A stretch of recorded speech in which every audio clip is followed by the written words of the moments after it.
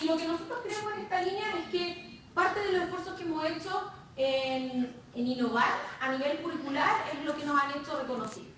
Entonces nosotros ya en el año 2008 hicimos un esfuerzo importante por transformar nuestro modelo educativo a un modelo por competencias, y ya luego, en 2013, hicimos un esfuerzo aún mayor por flexibilizar el currículum y incorporar un componente interdisciplinario. ¿Qué significa esto en el contexto de nuestra institución? Bueno, hay cursos mínimos que tienen que tomar los estudiantes en un primer ciclo de 4 años que desarrollan competencias que nosotros creemos que todo ingeniero debiese tener.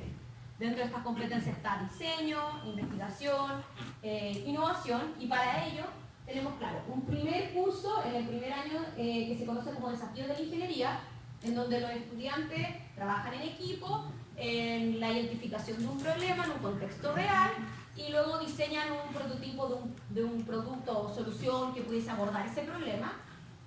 Y a partir del segundo año, los estudiantes pueden tomar créditos de investigación de pregrado, ya sea para colaborar con un profesor en un proyecto afín o para desarrollar sus propios proyectos en acompañamiento académico.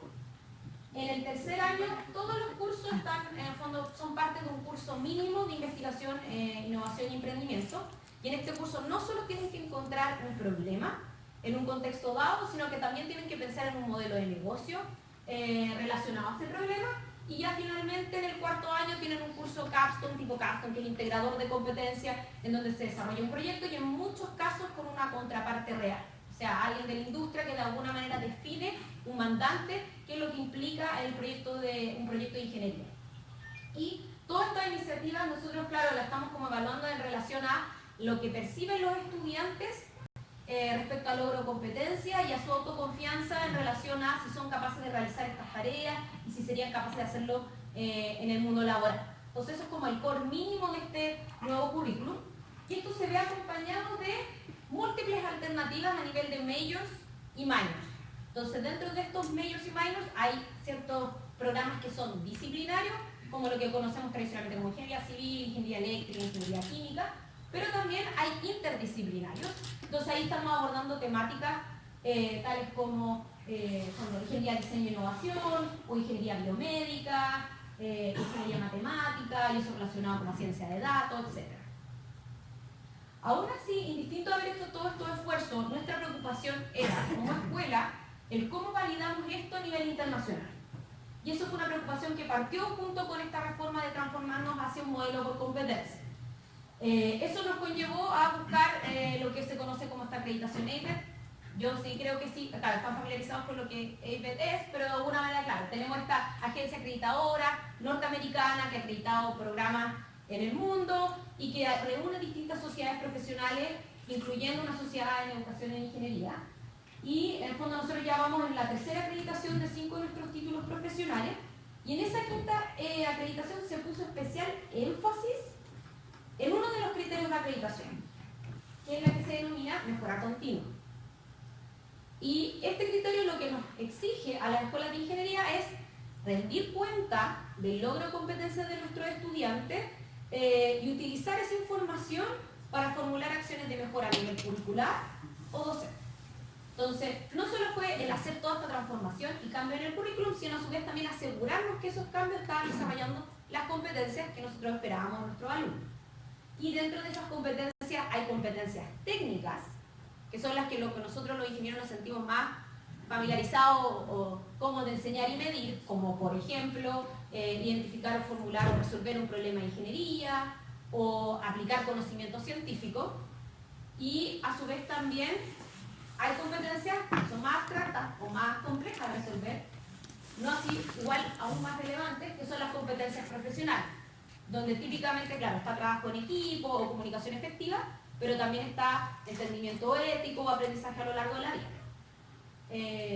Indistinto, claro, estas competencias cambiaron recientemente, APET las agregó, pero un poco lo que nosotros nos enfrentamos en 2015 era a estas 11 competencias distinguidas entre profesionales y técnicas.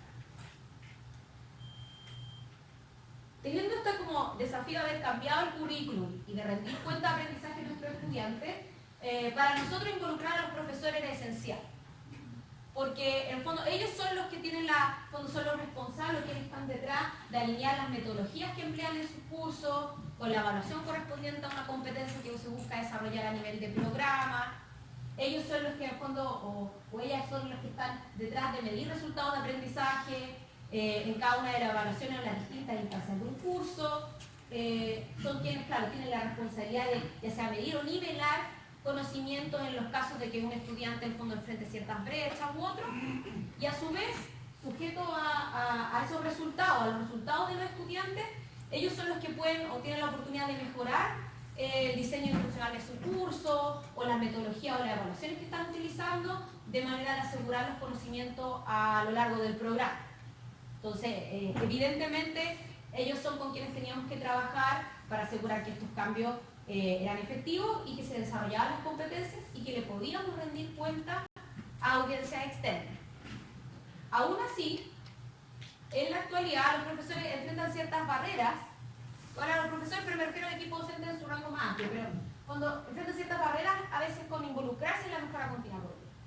Porque de alguna manera, en el último tiempo, las demandas de audiencia externa han aumentado. Y cuando digo audiencia externa me refiero a influencia externas sobre el currículum, tales como agencias acreditadoras, como EIVE, o agencias gubernamentales, como el trabajo que todos estamos haciendo en torno al Proyecto 2030, empleadores que a su vez tienen expectativas sobre las competencias de nuestros estudiantes, colegios profesionales, etc.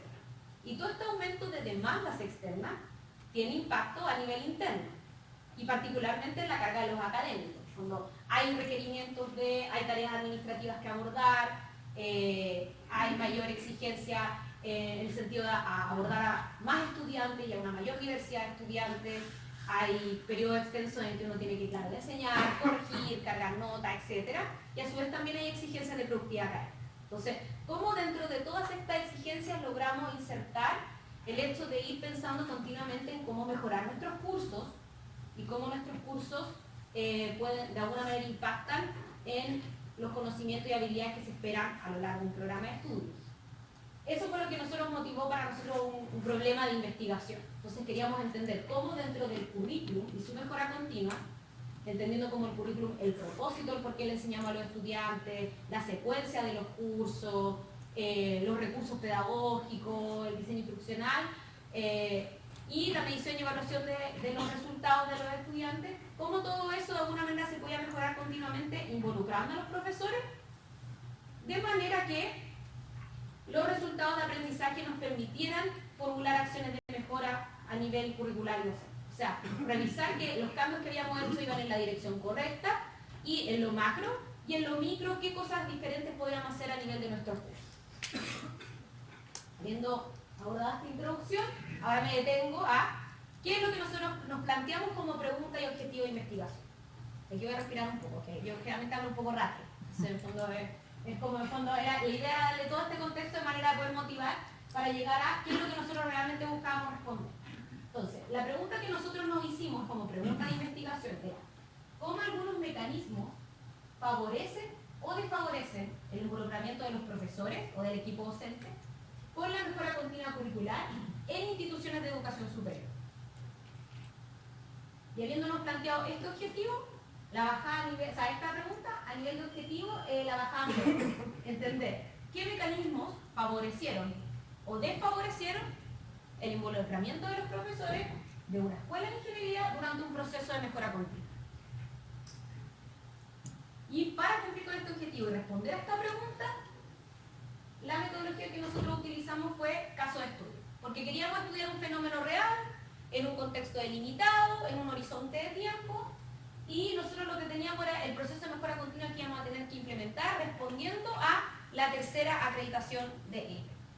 Entonces teníamos un contexto conveniente para entender el involucramiento de los profesores, teníamos la demanda de que por acreditación EIVE teníamos que cumplir con ese criterio, y a su vez también vimos la oportunidad, o sea, nosotros como escuela de ingeniería en el ámbito de la docencia universitaria tenemos una responsabilidad, porque independiente de las resistencias que algunos podamos tener respecto al cambio, somos profesionales que estamos más acostumbrados a pensar en mejora continua, dado nuestra formación en torno a la aplicación que se hace en la industria, de la ciencia, al fondo, y todo lo que existe en el ámbito de aseguramiento de la calidad, etc. Entonces, en la literatura se argumenta que los profesores de ingeniería están más familiarizados con la idea de mejorar continuamente y por ende eso se podría transferir a lo que sucede en sus salas de clase.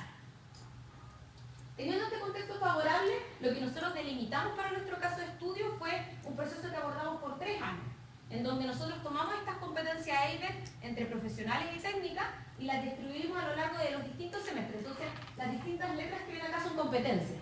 Entonces dijimos, no vamos a medir todo de una vez, vamos a distribuir la medición en el tiempo, vamos a hacer un muestreo en distintos cursos de los distintos programas de estudio que vamos a acreditar y vamos a ir invitando semestre a semestre a profesores y profesoras a involucrarse en este proceso. Esto implicó que cada semestre había distintas tareas que realizar. Lo primero era que los jefes de programa definieran qué cursos medían competencias, según qué competencia tocaba medir ese semestre. Entonces, en el fondo, la materia de tributación, en el fondo, qué cursos están asociados a qué competencia en el currículum, y dentro de esos cursos elegir algunos y a esos profesores invitarlos a participar en un taller. Y en ese taller lo que se hacía era planificar la medición de logro competencia, hacer una alineación entre la competencia que supuestamente un curso desarrolla y los instrumentos de evaluación que hay en ese curso, haciendo cierto match entre como aspectos observables que podían ser de la competencia en el contexto grupo. Y eso implicaba como evidencia un plan de medición o de evaluación de competencia. Y ya durante el semestre, lo que empezamos a hacer a partir del proceso fue involucrar a los ayudantes. La figura que nosotros tenemos y que también existe en algunas otras universidades es que estudiantes de pregrado y posgrado se involucran como parte del equipo docente en muchos casos. Entonces nos dimos cuenta que podía ser un actor clave para efectos de apoyar la recolección de evidencia de logro competencia y de alguna manera favorecer el involucramiento del profesor. Al cierre del semestre, en el fondo el profesor ya habiendo completado su curso, como estábamos reaprovechando instrumentos de evaluación del curso, o sea, notas parciales para rendir cuenta de logro competencia, lo que se hacía es que el profesor presentaba esa evidencia y había una reunión a nivel de programa para discutir cuáles habían sido los logros competencia, había una bonificación al ayudante que había publicado el profesor, y de alguna manera a nivel de programa había una discusión si era necesario formular acciones de mejora o no, y sujeto a eso había un acta de reunión que también nos servía como evidencia para efectos de acreditación. Y si se preguntan, claro, respecto a acciones de mejora, ¿qué es lo que ocurrió? Claro, habían como discusiones respecto a si la tributación era la acorde, si es que los cursos, si era necesario un curso nuevo o no era necesario un curso nuevo, cómo estaba funcionando como la secuencia actual. Y a nivel más docente, la necesidad de nuevos instrumentos de evaluación o de otros énfasis a nivel de la clase, fortalecer ciertas metodologías, etc. A lo largo de todo este proceso, por el fondo, ¿quiénes fueron nuestros participantes en este caso de estudio? Pero también de lo que fue este proceso de mejora continua fueron 61 profesores, junto con 5 jefes de programa. Entonces, como estábamos acreditando 5 programas, estaban los 5 jefes de programa involucrados y los profesores en las tareas que eran de medición de logro de competencia, y a partir del segundo semestre empezamos a involucrar a ellos. Entonces, en promedio, habían como 15 o 16 profesores involucrados cada semestre y 20 ayudantes cada uno de los semestres. ¿Qué hicimos para analizar cómo se involucraron los profesores durante este proceso con la mejora continua curricular? Utilizamos 2 estrategias. Una estrategia fue analizar documentos. Y en eso tal vez como que mi primera recomendación antes de pasar a la implicancia al final es que siempre ayuda cuando uno está haciendo cambios es documentar. Entonces, la evidencia no solo sirve para enviarlo a agente externo, sino también para toma de decisiones internas. Y como nosotros, producto del proceso, habíamos recolectado minutas de reuniones y planes de medición o evaluación de competencia, decidimos analizar. Y lo analizamos de 2 maneras. En las minutas de reunión, donde establecimos como una pauta para efecto de distinguir ciertas reflexiones que estaban relacionadas más con la enseñanza o la docencia, que se habían realizado durante las reuniones, ciertas reflexiones que estaban más asociadas a la evaluación propiamente tal, de los logros de aprendizaje, o a nivel de competencia, y luego ciertas reflexiones que eran más macro respecto al currículum. Entonces, queríamos rescatar de esas minutas de reunión qué había apuntado cada uno de estos 3 aspectos. Y luego, la otra documentación que teníamos eran los planes de evaluación que habían hecho los profesores para alinear instrumentos de evaluación del curso con respecto a competencias esperadas, y ahí lo que nos fijamos fue en el nivel de detalle que había puesto el profesor en el plan, si iba más allá de lo que explicaba en el programa de curso, ¿no? Luego se usaban evaluaciones no tradicionales, al menos en el contexto de la cultura de la escuela de ingeniería UC. La evaluación tradicional son 3 interrogaciones, un examen, y en el fondo hay cierto tipo de tareas que como para desarrollo de deseo, habilidad de programación u otro. Entonces queríamos ver si es que alguien iba más allá de ese esquema tradicional. Luego también miramos si usaban distintos tipos de evaluaciones para rendir cuenta de un logro de competencia, o sea, si le daban oportunidades diversas al estudiante de demostrar la habilidad. Y finalmente se usaban evaluaciones indirectas, entendiendo como evaluación indirecta la percepción del alumno, o sea, si no solo estaba en la nota parcial, sino también tal vez un cuestionario, una entrevista hacia el alumno, de manera de entender cómo percibía si había logrado o no la competencia. Entonces, junto con el análisis de documentación, también entrevistamos a los profesores involucrados. Entonces se hizo como una muestra estratificada de 2 profesores por programa, queríamos apuntar a 3, pero al fondo logramos 2, o sea, logramos como claro. Más de 10, hubo un programa que nos resultó tener 3, entonces teníamos 11 profesores que entrevistamos respecto a este proceso de mejora continua.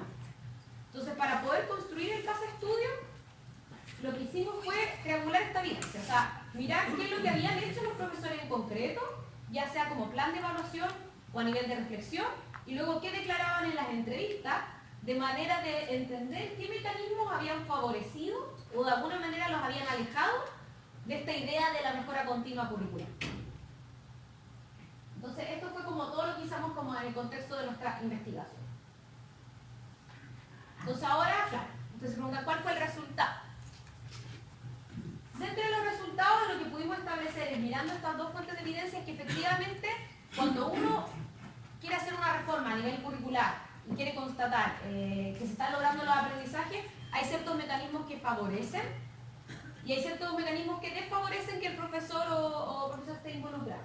En sí, lo que nosotros detectamos, al menos en el contexto de la escuela, fue que los profesores estaban más dispuestos a involucrarse en entregar información, recolectar información, o hacer esfuerzos en sus cursos, cuando el objetivo era mejorar el curso del programa de estudio. O sea, había deseos de querer mejorar en base a evidencia. Particularmente si el foco era el curso, o sea, si uno le hacía la invitación al profesor de si vamos a recolectar datos, vamos a alinear tu instrumento de evaluación para que esto te sirva para concluir si tus alumnos aprendieron lo que se esperaba que aprendieran, ellos decían, perfecto, eso me ha servido de alguna manera para ya sea tomar decisión a nivel de curso o al menos le voy a aportar al programa. Por otra parte, también los profesores se involucraban más y sentían que había apoyo. O sea, muchas veces el hecho de querer hacer ciertos ajustes o revisar los instrumentos de evaluación que ya utilizaban, que da un grado de ansiedad. Entonces, si sentían que en el fondo uno iba a apoyar el proceso, por ejemplo, este mismo hecho de invitarlos a un taller antes de que partiera el semestre, no hacer cambios durante el semestre, el involucrar al ayudante, todas esas acciones fueron en favor a que en el fondo los profesores quieran sí, vale la pena que estemos mirando continuamente qué hacer a nivel de currículum y cómo mi curso contribuye al programa de estudio. En el caso contrario fueron, claro, mecanismos que desfavorecieron el involucramiento. Y ahí detectamos 2 cosas. Uno fue que, claro, hay cierta resistencia de los profesores cuando perciben que este esfuerzo se hace orientado hacia una audiencia externa inclusive. Como, en el fondo, tú necesito recolectar evidencia porque es para la acreditación. Pero ¿de qué me sirve eso a mí? ¿O por qué estamos haciendo esto de ahí? Eso de alguna manera genera cuestionamiento en el equipo docente. Yo no sé si quiero hacer un esfuerzo adicional respecto a cómo estoy enseñando. Luego, el segundo mecanismo que favorece es como cuando el equipo docente detecta cierta desalineación en la política institucional. Entonces, ok, me están pidiendo que de alguna manera alinee mi instrumento de evaluación con las competencias del programa, pero resulta que yo no desarrollo esta competencia, o sea, o por otro lado, por ejemplo, pero por otro lado me están pidiendo que en mi curso, no sé, recolecte datos de otra cosa, entonces no entiendo, ¿a qué responde esto? Cuando en el fondo hay varias pedidas al equipo docente, el equipo docente de alguna manera se confunde si no los ve como unificados en un mismo sentido.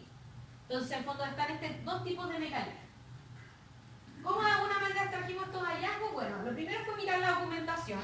Entonces, a nivel de reflexión, lo que nosotros vimos fue que este proceso de estar semestre a semestre midiendo el logro de competencia en algunos cursos, gatilló varias conversaciones a nivel del programa en torno a currículum, a nivel más macro, de por qué enseñamos lo que enseñamos, cómo este curso se hace cargo en favor de un curso que viene posteriormente, estamos desarrollando las competencias que esperamos que los alumnos adquieran o no. Eso a nivel de currículum y también mucha discusión a nivel de evaluación. ¿Es esta la mejor forma en que yo puedo rendir cuenta de un aprendizaje de mi alumno, tal vez debería incorporar un nuevo instrumento de evaluación, o tal vez otro curso se debería hacer cargo de rendir cuenta de esta competencia también. Ahora, tal vez lo que detectamos como más débil y que es una oportunidad para nosotros a futuro es a nivel de reflexiones sobre la metodología o la docencia. Cuando nos estamos cuestionando cómo medir algo, pero no nos estamos asegurando que desarrollamos lo que medimos. Entonces ahí también, claro, ahí fue como una invitación a decir, claro, hay aspectos hay mejora continua dentro de la mejora continua. Pero claro, en esa reflexión uno podía ver esta motivación intrínseca de los profesores por querer mejorar sus cursos a través de innovar en cómo, al menos en estrategias de evaluación, con una mirada hacia el programa de estudio. La segunda evidencia tenía que ver con esto de los planes de medición. Entonces, claro, nosotros lo que hicimos fue, acá lo que se ve en las varas fue como clasificar los planes que habían presentado los profesores según el nivel de detalle, según el uso de evaluaciones tradicionales o no tradicionales, distintos tipos de evaluaciones, etc. Y lo que se puede ver es que, claro, predominantemente, como en las varas naranja o grises, la mayoría de los profesores hizo un esfuerzo al hacerle la invitación a rendir cuenta de logro competencia, hizo un esfuerzo por usar evaluaciones no tradicionales y cuestionarse como la estrategia de evaluación que usaba tradicionalmente. O sea, claro, si a uno le dicen, bueno, el curso tributa a trabajo en equipo, en el fondo yo no puedo usar una interrogación para trabajo en equipo.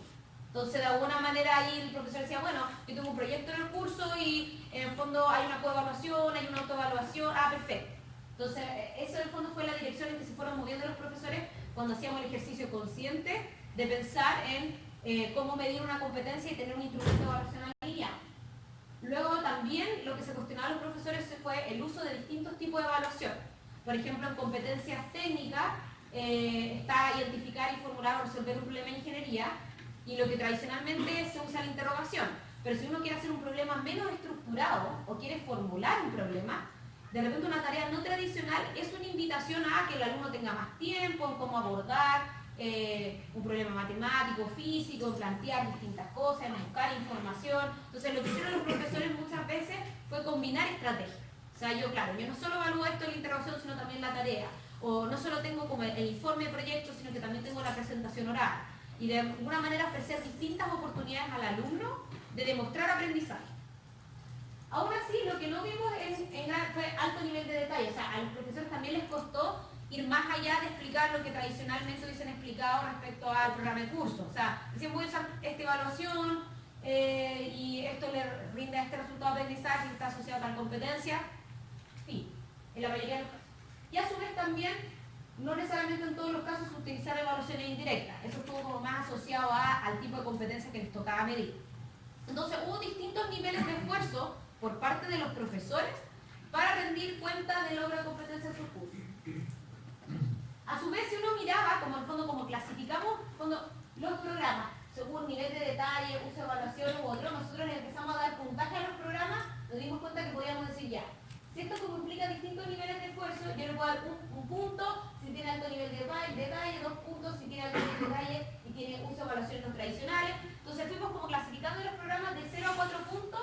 0 era que no tenía ninguna de estas 4 cosas, y 4 era que cumplía con alto nivel de detalle, uso de evaluaciones no tradicionales, uso de distintas evaluaciones y uso de evaluación indirecta. Entonces hicimos como un doble clic para clasificar los planes de evaluación. Y eso nos conllevó a ver cómo al fondo fue distintos niveles de esfuerzo de los profesores a lo largo del proceso. Entonces como que vimos uno a uno. Como que partió un alto nivel de exigencia ya, porque en el fondo estresaban a los profesores, esto es para EVED, hay que hacer los planes de evaluación, y de alguna manera, en algún minuto como que el esfuerzo decayó y de repente repuntó.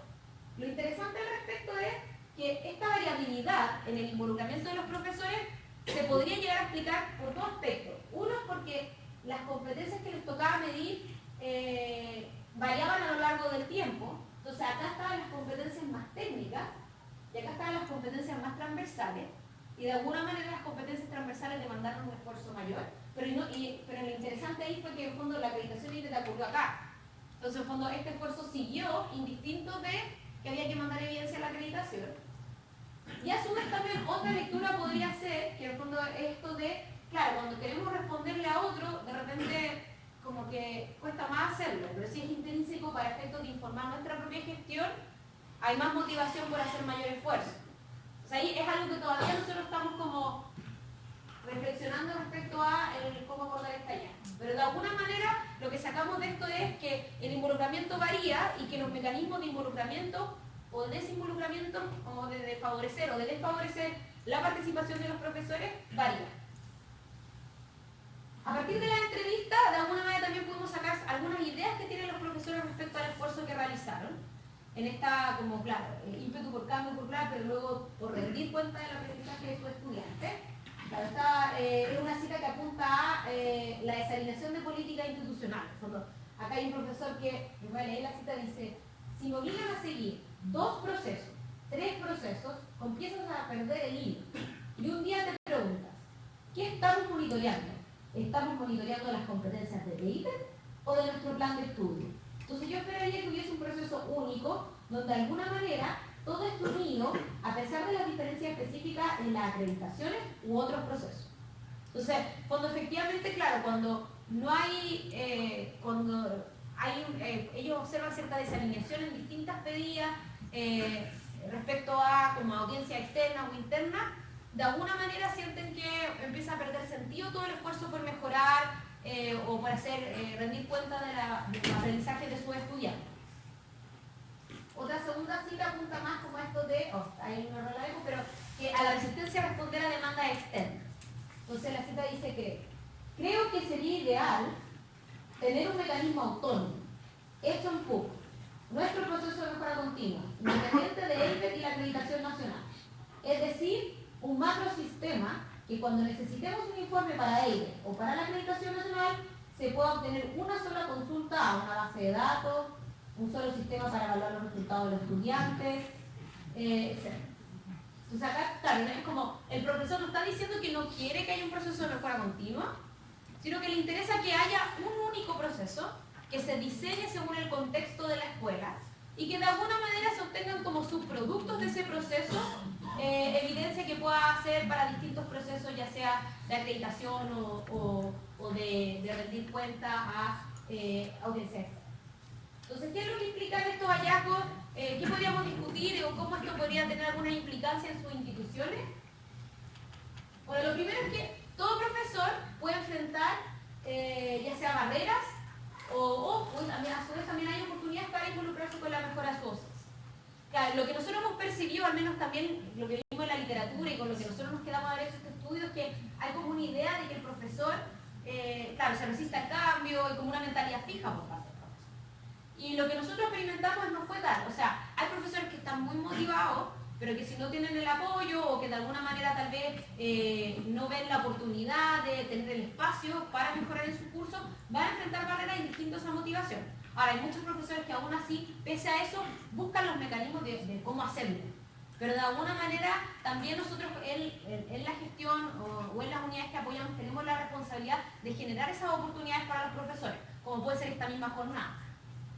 Entonces, por eso está como esta idea, claro, el profesor de alguna manera está como el desafío, esta foto invita como a este recorrido que hace el profesor, va a su sala y cómo encuentro el espacio para de alguna manera pensar cómo mejorar mi curso.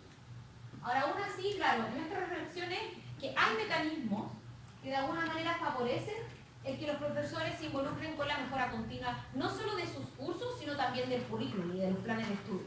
Y que todas estas reformas que se hacen vayan más allá de ser únicamente la reforma, sino que se hagan vivas y que de alguna manera impacten en los aprendizajes de los alumnos. Y aquí se pueden ver escenas en donde, claro, hay metodologías que son más activas, hay apoyo para implementar metodologías más activas, hay lineamientos claros, o de alguna manera también hay reconocimiento a la labor docente y eso ayuda a como a avanzar o involucrar a los profesores en esta línea.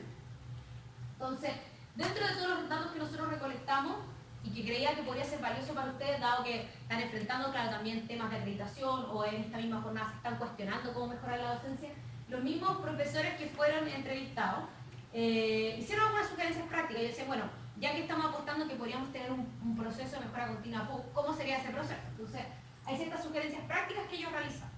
La primera era, claro, que haya un único proceso y que de alguna manera este proceso se ajuste a los tiempos de los periodos académicos. Algo que ellos valoraron mucho fue esto de planificar medición de competencia o recolección de evidencia antes de que el semestre se iniciase y de forma continua. No esperar a como se viene la acreditación, entonces tenemos la sala carpeta, etc. Luego lo segundo, claro, fue apoyar a los profesores durante el proceso. O sea, para ellos, por ejemplo, talleres, o la Dirección de Educación e Ingeniería, de la que yo soy parte, estaba apoyando en cómo ellos podían hacer la alineación entre instrumentos de evaluación y competencia, pero también el que llevaba sus ayudantes. Eso fue algo que también ellos valoraron. Lo tercero es como reconocer la participación, y ahí hay algo para bajar, porque no es necesariamente como el sentido extrínseco, sino que de alguna manera ellos decían, claro, si está la calificación o la evaluación docente, a veces a mí no me puede ir bien en la encuesta, pero justo me incorporé un nuevo instrumento de evaluación, los alumnos lo resintieron, pero es que estoy tratando de moverme en cierta dirección. ¿Cómo de alguna manera hacemos sentido o la escuela se entera de que yo estoy haciendo este esfuerzo? Entonces nosotros ahora estamos incorporando una conversación como con carrera académica, de manera de ir contando qué profesores han involucrado en la mejora continua, qué han hecho, de manera que tengan eso en consideración en sus evaluaciones. Y finalmente, el aprovechar instancias existentes para comunicar sentido.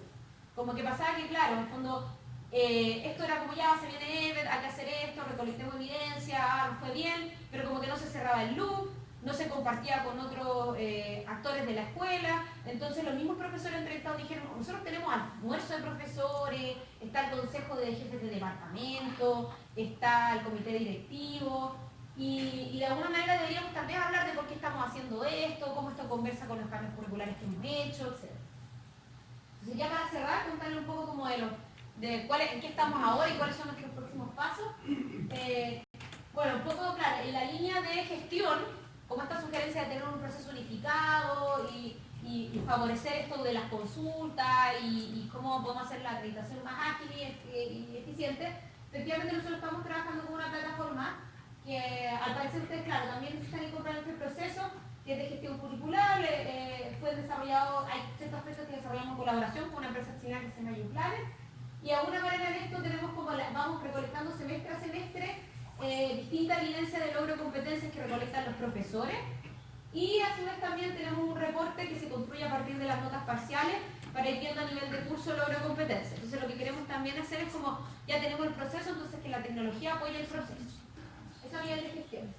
Y a nivel de investigación, claro, lo que les acabo de contar hoy, contamos algo preliminar en el SOCSEI 2017, ahora en junio de este año también estuvimos en la conferencia anual de la American Society for Engineering Education, mostrando esto de los planes de evaluación y los distintos clics, y esperamos tener algún artículo respecto a este caso de estudio prontamente en una revista, y ahí es como un poco, claro, motivarlos a tal vez seguir conectados, etc. Habiendo dicho eso, bueno, este trabajo no se hizo solo, yo soy parte de un equipo, y así como acá existe la unidad de educación e ingeniería, yo también en el fondo allá está la dirección de educación e ingeniería, donde hay un académico como director, pero trabajamos profesionales de distintas áreas, una psicóloga vocacional, una socióloga, una educadora, un informático, y hacemos distintas cosas para apoyar la innovación docente a nivel de tecnología, uso de datos y desarrollo docente, y en el fondo es para darle sustentabilidad a todos estos procesos. Y contándoles eso, aprovecho de darles las gracias y estar abierta a preguntas.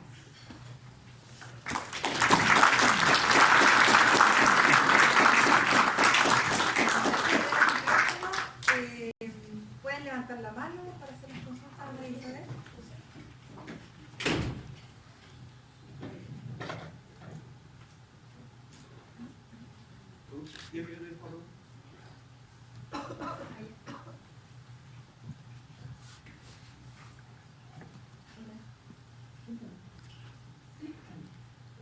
Mi pregunta es, me llama la atención los instrumentos de evaluación se relacionan como directamente con las competencias y no con los resultados de aprendizaje, que es lo que falta ese paso.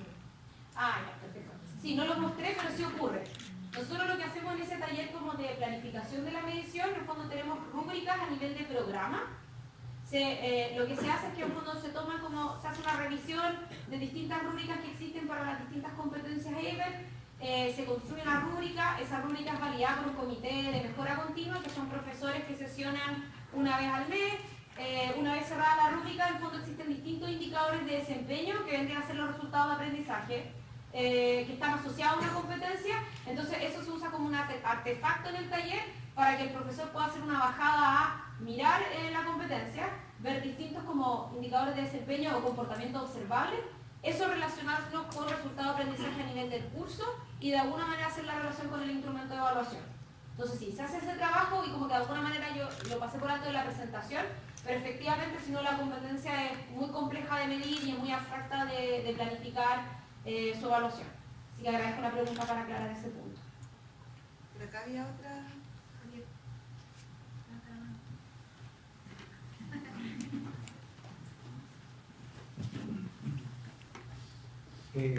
Javier Vidal de Informática. El involucramiento de los profesores. Entendí que las asignaturas que iban a entrar, ¿cierto?, en este proceso de evaluación se elegían porque le tocaba, por decirlo así, la competencia, pero de alguna manera era obligatorio que el profesor que le tocaba dictar la asignatura se involucrara en principio, o había alguna posibilidad de que el profesor dijera, no, mira, yo voy a hacerme cargo de la competencia, pero no me voy a involucrar en este estudio, por ejemplo. Ya, perfecto. Ahí lo que ocurrió fue que, claro, estaba la matriz de tributación, entonces estaba qué curso desarrollaba qué competencia, y estaba este proceso de toca medir, o sea, este semestre toca medir, no sé, la competencia acá. Entonces, ¿quiénes miden acá? Y el jefe al jefe de programa, que en algunos casos coincide con el jefe de departamento, en algunos casos no, era quien decía, bueno, este curso que puede medir y le importa al profesor es su responsabilidad. Entonces, efectivamente, no era muy voluntario. Ahora, lo que se hizo para de alguna manera acompañar ese proceso fue que también hubo una discusión en el poder legislativo de nuestra escuela, que es el Consejo de Escuela, se validó como un documento en donde se distribuyen las responsabilidades sobre este proceso. Esto fue como la gobernanza del proceso. Entonces, ¿cuál era el rol de la dirección de pregrado? ¿Cuál era el rol de la dirección de educación e ingeniería? La responsabilidad de los jefes de programa, la responsabilidad de los profesores. Entonces, ese era como un salvaguarda, como que si efectivamente alguien decía, no, rebelión contra el proceso, en el fondo había algo que apoyaba el por qué lo estábamos haciendo. Aún así, como resultó, fue que nosotros queríamos asegurar que al menos un curso diera cuenta de una competencia, y lo que hacíamos era invitar a 2 profesores, al menos sí lo hicimos entre el 2015 y el 2017, esto ha ido cambiando a lo largo del tiempo. Entonces, muchas veces pasó que por temas de no haber hecho el ejercicio de medir previamente, la tributación tenía sus fallos. O sea, por ejemplo, nosotros llegamos a un curso de análisis y le decíamos, usted tiene que dar cuenta de la competencia de diseño. Y el profesor decía, aunque haya rúbrica y comportamiento observado, lo que sea, yo no voy a llegar nunca, porque esto es un curso analítico. O sea, los alumnos no crean nada, tienen que plantear y aplicar conocimiento. Entonces ahí lo que hacíamos un poco como ejercicio era, ok, la acción de mejora va a ser sincerar la tributación. Vamos a hacer, cuando yo tenía que hacer el ejercicio de traducción, decirle al profesor, indistinto que como que no es que no se quiere involucrar, sino que en verdad no tiene cómo hacerlo, y esto fue como un error de sistema. ¿Cómo rendimos cuenta de que en verdad es un error de sistema? Entonces recolectábamos evidencia para decir, este no es el mejor curso para desarrollar esa competencia. Entonces en muchos casos que los profesores pusieron resistencia, en fondo fue más porque había como algo curricular que mejorar. Entonces fue bueno, porque efectivamente se logró mejorar el currículum. No nos pasó que un profesor efectivamente se resistiese porque se resistiese, como para tener que recurrir al documento del Consejo de Escuela. Y ahí tal vez nosotros sí como que en el fondo nos dimos cuenta que había un interés de los profesores, si había apoyo y interés de aprender. Eso fue un parte como de los hallazgos también del caso de estudio. Jimena, allá.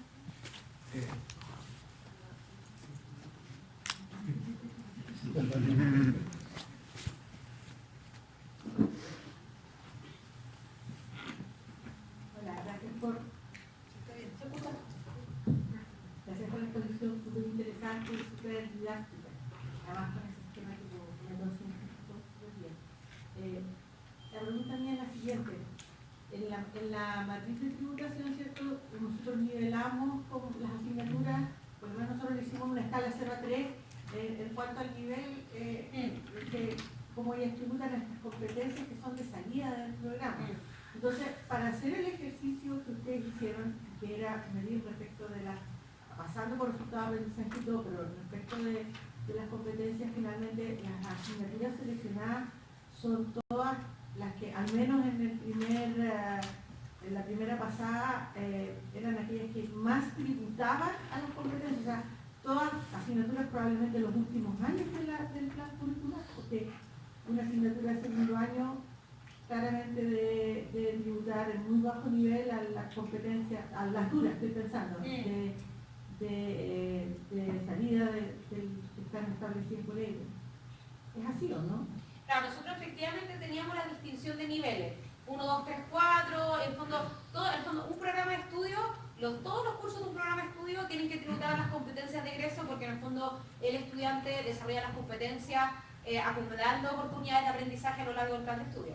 Pero sí, efectivamente había niveles. Ahora, el lineamiento que es de EIVET es como una mirada sobre la evaluación más sumativa de un programa, porque en el fondo efectivamente piden evidencia cercana al momento del egreso. Entonces, lo que nosotros en un principio fue coger cursos como de niveles 3 y 4, de nuestra escala de 1 a 4, y que fuesen, en el fondo, más allá del quinto semestre. Entonces, ese fue lo que nosotros adoptamos como lineamiento en un inicio.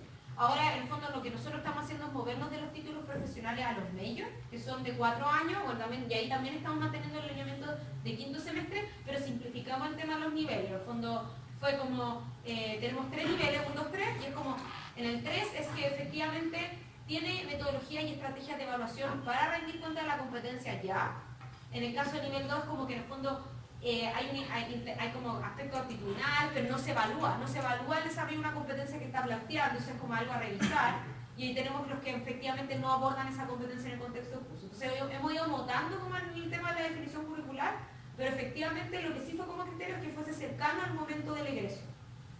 Y ahí también hay discusiones respecto a si los cursos capstone, cuando los cursos capstone son los que desarrollan mayores competencias, y ahí lo que nos pasaba era que habían como, bueno, esto de ley genera mucho movimiento de gente, entonces hay como los pares evaluadores expertos que a veces se presentan consultores, y gente que nosotros le preguntamos decían, de repente el curso capstone es una oportunidad para medir todo, pero nosotros nos dimos cuenta que para efectos del involucramiento del profesor no era tan buena apuesta cargar todo en un curso a un momento. Entonces en el curso capstone creamos lineamientos curriculares, medimos la competencia de diseño, pero distribuimos las competencias en otros cursos que son de niveles superiores y cercanos al egreso.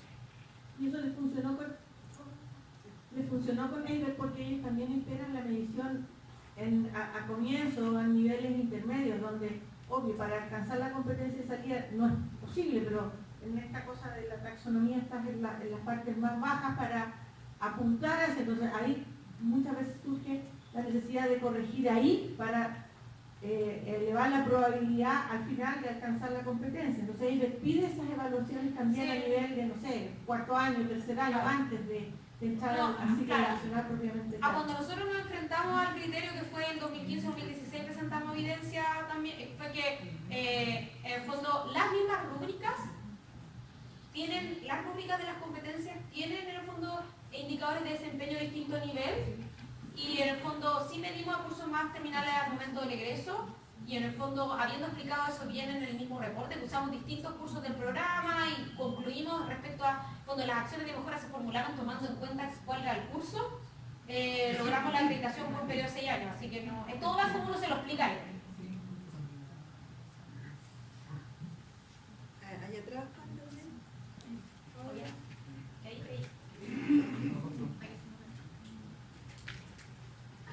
Hola, bueno, muchas gracias por la presentación, muy interesante. Tenía una consulta un poco más a nivel más específico. Cuando hablas de estos programas como métodos de evaluación, tú mencionaste algún tipo de evaluación, por ejemplo, cuestionario en el caso de evaluaciones un poco más orientadas a lo sumativo, pero mi pregunta es, dentro de estos métodos de evaluación, nuestras estrategias de evaluación que ustedes están utilizando, ¿están considerando solamente los hitos de tipo de evaluación sumativa o tienen alguna forma de ir midiendo progresivamente el desarrollo de la competencia dentro de un mismo curso? Ahí, en fondo, sí, gracias por la pregunta. Le traspasamos, también esto fue parte como del involucramiento del profesor, pero fue más intuitivo. Nos dimos cuenta que si le decíamos al profesor qué preferían ellos eran más, en fondo, hubo profesores que decían, yo quiero mirar esto, no sé, por ejemplo, lo que es más tradicional, resolver problemas de ingeniería. Yo quiero verlo en el examen porque quiero rendirle cuenta a mi programa de cómo terminaron los alumnos del curso. Y eso fue una decisión del profesor. Nosotros decimos, ok, nosotros lo justificaremos posteriormente porque en el fondo para efectos de EIVET, pero vamos a utilizar el examen. Mientras que en otros casos, otros profesores decían, no, yo quiero ver la evolución. Entonces yo voy a hacer una pregunta similar, en donde los alumnos ocupan distintas leyes, no sé, por ejemplo, nos pasó en ingeniería ambiental, que era la competencia de aplicación de conocimiento científico, que es la A, y en el fondo era como, había que usar leyes, la demanda bioquímica, había que calcular balance. Dijeron, no, nosotros queremos ver estabilidad en distintas interrogaciones, entonces queremos ver la evolución en el tiempo. Entonces, para efectos de EIVET nosotros tradujimos lo que tenía la decisión del profesor, pero le traspasamos esa decisión al profesor únicamente para que se sintiera más cómodo con qué evidencia le presentaba su programa.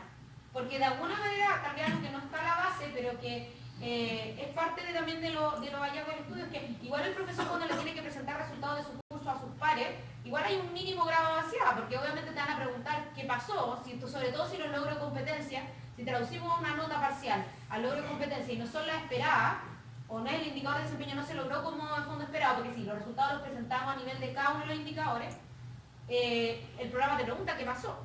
Entonces, en fondo, preferíamos que el profesor se sintiera cómodo defendiendo un resultado. Y esa fue la estrategia que adoptamos, pero ahí se pueden adoptar múltiples.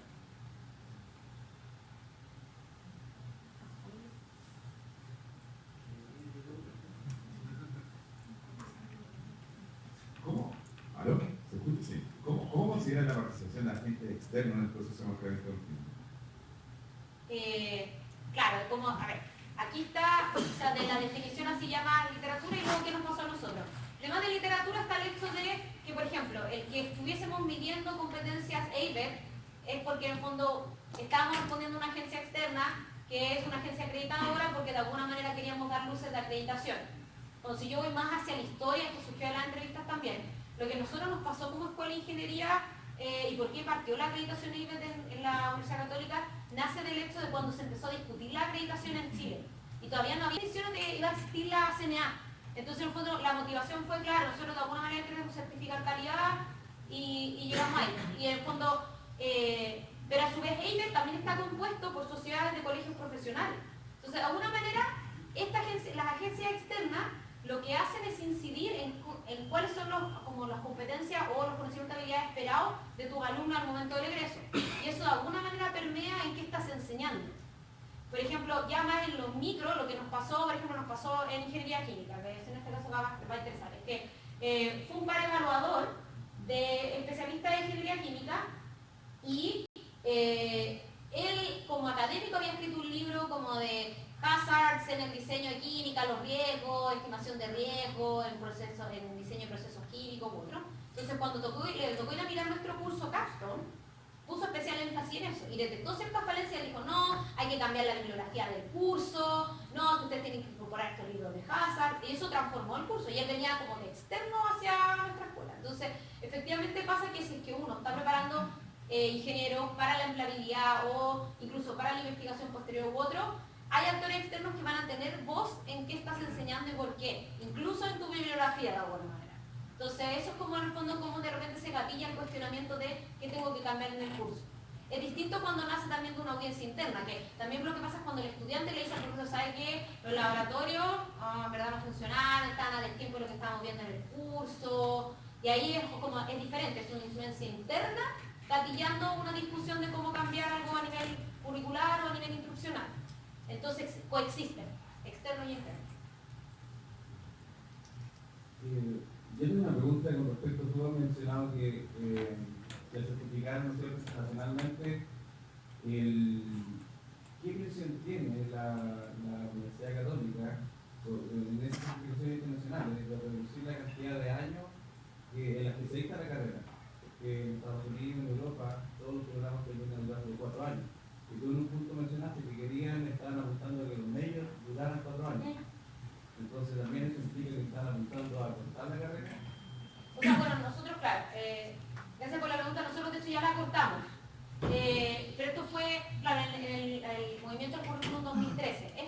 Ahí, claro, hay una mezcla de historias. Es como algo que se venía y a su vez también tal vez presión externa, etcétera. Pero nosotros siempre buscamos armonizar con el sistema norteamericano indistinto de que cuando nosotros nos acreditamos por EIVET las primeras 2 veces, bueno, de hecho las primeras 3 veces, lo hemos hecho con los títulos profesionales. Entonces, hicimos el ejercicio de traducirle al sistema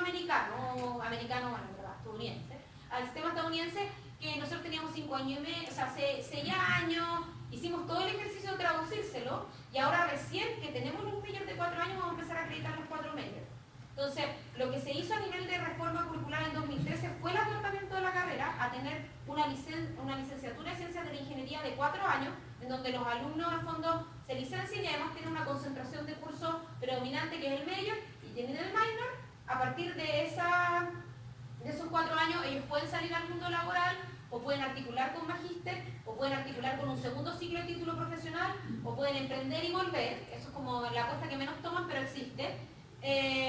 Y después, en el fondo, ¿qué es lo que hay? Es que si es que quieren continuar con el título profesional, hacen 1 año y medio más. Si quieren continuar con magíster, hacen 2 años. Y en el fondo convalidan el título profesional a través del magíster, etc. Y eso de alguna manera ha favorecido a alumnos que han tenido empleo temprano, o sea, que han salido a los 4 años y han empezado a trabajar tal vez en ámbitos más de innovación o de programación, etc. O alumnos que se han ido más hacia el magíster a nivel interno. Sí tuvimos la presión de Corfo recientemente y estamos haciendo una transformación en nuestra actividad de titulación por el hecho de demostrar titulación oportuna. Porque como nosotros ya logramos el acortamiento de la carrera, lo que ahora nosotros tenemos que demostrar es que efectivamente se acortó la carrera de cara a la experiencia del estudiante. Entonces lo que estamos haciendo, nosotros teníamos examen de título y ahora lo que estamos haciendo es transformarnos a tener una actividad integradora propiamente tal dentro del plan de estudio que asegure la titulación al momento del término de la carrera. Entonces nosotros ya nos movimos en esa dirección. Muchas gracias, ya estamos terminando, María Isabel. Tenemos que seguir con las charlas porque hay profesores que tienen comprometido su horario, así que muchas gracias. Un aplauso para ellos.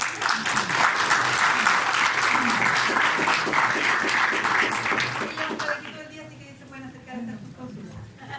Ahora iniciaremos las charlas paralelas relacionadas con experiencias en educación de ingenieros, las cuales se van a desarrollar en el 105 y 106, ubicados al final del hall.